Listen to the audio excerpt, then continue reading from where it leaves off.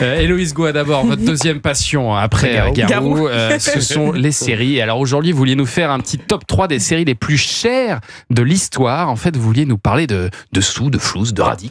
Bah oui, peut-être parce que j'en manque cruellement, Thomas, en ce moment.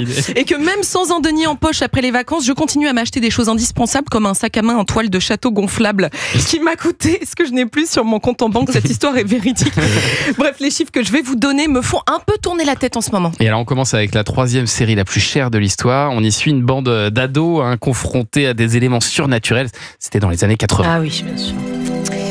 Eh ben oui, je vous en parlais la semaine dernière. Chaque épisode de la saison 4 de Stranger Things aurait coûté 30 millions de dollars. Oh là là. Et c'est d'ailleurs ce chiffre qui m'a donné envie de vous parler du budget des séries. Je me suis dit, mais bon sang, à quel point c'est rentable pour Netflix de dépenser autant pour des ados effrayés par un démon gorgon tout gluant.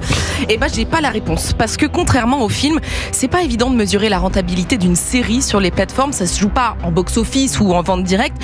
On parle plutôt d'impact sur l'attraction et la rétention d'abonnés. L'envie de s'abonner, quoi. C'est exactement, et y rester d'ailleurs. Et les plateformes ne communiquent pas là-dessus, mais en gros, faut retenir que si Netflix, Prime, Disney et compagnie investissent des sommes colossales pour des giga-productions, eh ben c'est juste pour appâter le chaland et donc gagner en abonnés. Bien sûr. Et alors en deuxième position des budgets les plus élevés, une série produite par un duo de superstars. Oui, si je vous dis Steven Spielberg et Tom Hanks et que vous avez mon texte sous les yeux, Thomas, Anissa, normalement vous me répondez Frère d'armes. The Pacific. Master of the Year. Ah ouais, c'est bien joué.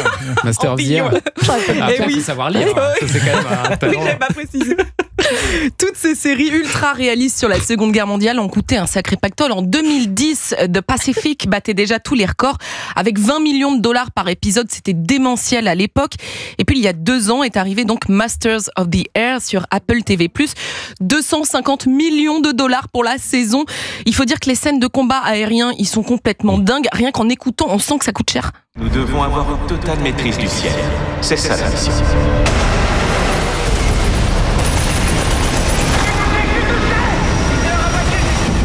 Ah, effectivement. Ça sent les millions, alors, là. La série la plus chère de l'histoire, elle est dérivée d'une saga culte au cinéma.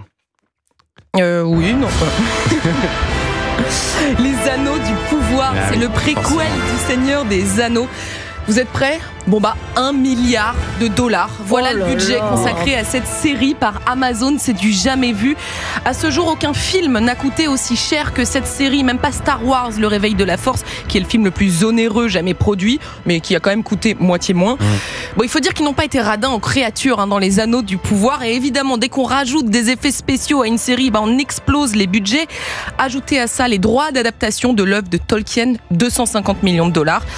En fait, l'objectif d'Amazon avec cette série, c'était de rivaliser avec les énormes productions d'HBO comme Game of, mais la deuxième saison n'a pas beaucoup marché. Les Anneaux du pouvoir. Merci Héloïse Goua, qu'on retrouve avec Sébastien le dimanche à 18h.